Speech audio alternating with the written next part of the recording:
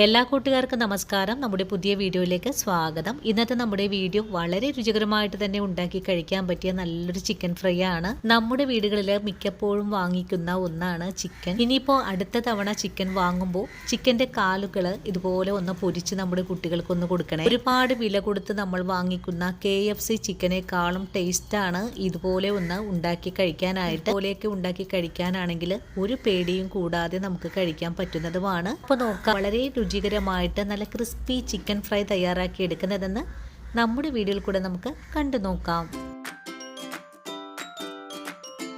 ഇത് നമുക്ക് നല്ലൊരു ചിക്കൻ പൊരിച്ചത് തയ്യാറാക്കാം. ഇതിനായിട്ട് 4 കാലുകളാണ്, ലെഗ് പീസുകളാണ് ഞാനിവിടെ എടുത്തിട്ടുള്ളത്. നിങ്ങൾക്കിപ്പോൾ ചിക്കൻ്റെ കാലല്ല, നല്ല ബ്രസ്റ്റ് ഭാഗമൊക്കെയാണ് ഉള്ളതെങ്കിൽ അങ്ങനെ എടുത്താലും കുഴപ്പമില്ല. ഇപ്പോൾ ചിക്കൻ്റെ ഏതൊരു ഭാഗം വെച്ചിട്ടും നമുക്ക് ഈ ഫ്രൈ തയ്യാറാക്കി എടുക്കാൻ പറ്റുന്നതാണ്. അപ്പോൾ ഇതിലേക്ക് നമുക്കൊരു മാരിനേഷൻ ഉണ്ട്. ആദ്യമേ തന്നെ നമ്മൾ ഇതിലേക്ക് കുറച്ച് മഞ്ഞൾപ്പൊടി ചേർക്കുവാണ്. കൂടെ തന്നെ കുറച്ച് ഉപ്പും കൂടെ ഇട്ട് കൊടുക്കാം. ഇനി ഇതിലേക്ക് 1 സ്പൂൺ അളവിൽ വിനാഗിരി ഒഴിച്ചു കൊടുക്കാം.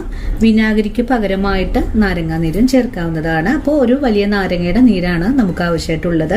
ഇനി നമുക്കൊരു മസാല തയ്യാറാക്കണം. ഇതിനായിട്ടൊരു 8 പച്ചമുളക്, 1/4 ടീസ്പൂൺ അളവിൽ കുരുമുളക്, 1/4 ടീസ്പൂൺ പെരിഞ്ജീരകം, ഒരു ബോള് വെളുത്തുള്ളി, ഒരു ചെറിയ കഷ്ണം ഇഞ്ചി, ഒരു മിക്സിയുടെ ജാറിലിട്ട് നല്ല വെണ്ണ പോലെ ഒന്ന് അരച്ചെടുത്തിട്ട് വരാം. അങ്ങനെ നമ്മൾ പേസ്റ്റ് ഇതുപോലെ ഒന്ന് അരച്ചെടുത്തിട്ടുണ്ട്. ഇനി ഈ പേസ്റ്റ് നമ്മൾ എടുത്തിട്ടുള്ള ചിക്കനിലേക്ക് ഒഴിച്ചു കൊടുക്കാം. അരപ്പ് ചേർത്ത് കഴിഞ്ഞാൽ പിന്നെ നമുക്കിതിലേക്ക് മിക്സിയുടെ ജാറ് കഴുകിയിട്ട് കുറച്ച് വെള്ളവും കൂടെ ഒഴിച്ചു കൊടുക്കാം. ഇനി നമ്മുടെ കൈ ഉപയോഗിച്ച് നല്ലതുപോലെ ഒന്ന് മിക്സ് ചെയ്തെടുക്കാം. മസാലയിൽ മുങ്ങിക്കിടക്കുന്ന രീതിയിലാണ് നമുക്ക് വെള്ളം ഒഴിച്ചു കൊടുക്കേണ്ടത്. നിങ്ങൾക്ക് ഈ ഒരു വെള്ളത്തിന് പകരമായിട്ട് പാലും ചേർത്ത് കൊടുക്കാവുന്നതാണ്. അങ്ങനെ നമ്മൾ ഇപ്പോൾ നല്ലപോലെ ചിക്കൻ ഒന്ന് മിക്സ് ചെയ്ത് മുക്കി വെച്ചിട്ടുണ്ട്. ഫ്രീസറിലേക്കാണ് കേട്ടോ വെച്ചു കൊടുക്കാൻ പോകുന്നത്. ഇനി നമ്മൾ നാളെയാണ് ചിക്കൻ ഫ്രൈ ചെയ്തെടുക്കുന്നതും. ഇനി ചിക്കൻ ഒന്ന് മാറ്റി വെക്കാം. അങ്ങനെ നമ്മൾ മിക്സ് ചെയ്തിട്ടുള്ള ചിക്കൻ ഫ്രിഡ്ജിൽ നിന്നും ഇപ്പോൾ പുറത്തെടുത്തിട്ടുണ്ട്. ഇന്നലെ ഒരു രാത്രി മുഴുവൻ തന്നെ ഫ്രിഡ്ജിൽ വെച്ചിരുന്ന ചിക്കനാണ്. ഇനി നമുക്ക് ഈ ചിക്കൻ ഒന്ന് ഫ്രൈ ചെയ്തെടുക്കാം. ഫ്രൈ ചെയ്തെടുക്കുന്നതിന് മുമ്പായിട്ട് ഇതിലേക്ക് ഒരു കോട്ടിങ് കൂടെ നമുക്കൊന്ന് ചെയ്തെടുക്കണം. ഇനി ഒരു പ്ലേറ്റ് എടുത്ത് വെക്കാം. ഇതിലേക്ക് 1 ടീസ്പൂൺ അളവിൽ മുളക് പൊടി ചേർക്കാം. 1/2 കപ്പോളം മൈദപ്പൊടി ചേർക്കാം. ഇനി പൊടിയിലേക്ക് 1 നുള്ളു ഉപ്പ് കൂടി ചേർത്ത് കൊടുക്കാം. നല്ലൊരു ഫ്ലേവർ കിട്ടുന്നതിനായിട്ട് 1 നുള്ളു പെരിഞ്ജീരകപ്പൊടി കൂടെ ചേർക്കണം. ഇനി പൊടിയൊന്ന് മിക്സ് ചെയ്ത് കൊടുക്കാം.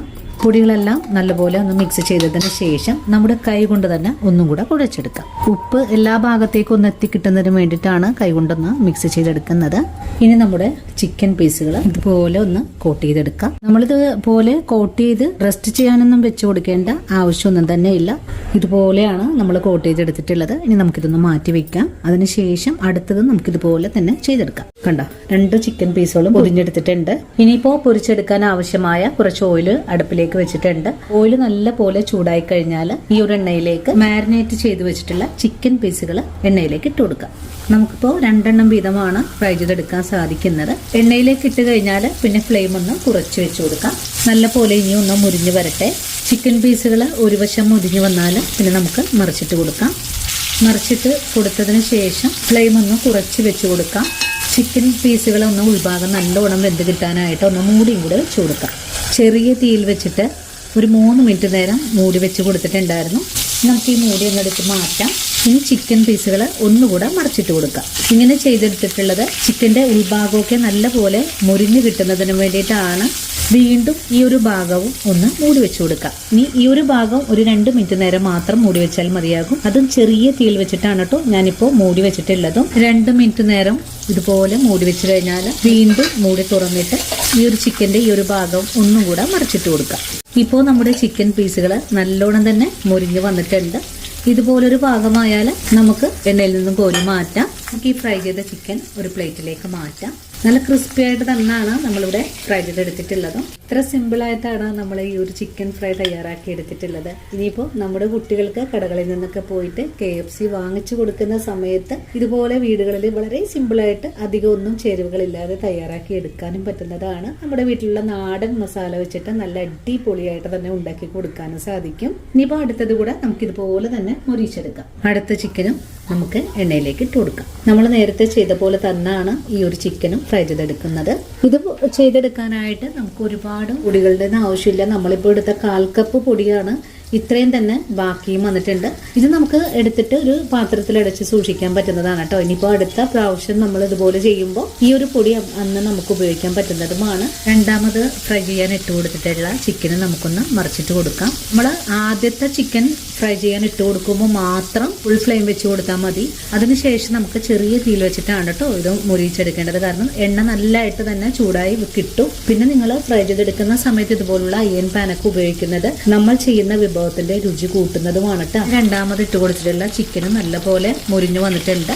ഇനി ഫ്ലെയിം കൂട്ടി വെച്ച് കൊടുത്തതിന് ശേഷം ചിക്കൻ പീസുകൾ എണ്ണയിൽ നിന്നും കോരി മാറ്റാം. നമ്മൾ ഇത്രയും നേരം ചെറിയ തീയിൽ വെച്ചിട്ടാണ് ചിക്കൻ ഫ്രൈ ചെയ്തെടുത്തിട്ടുണ്ടായിരുന്നത്.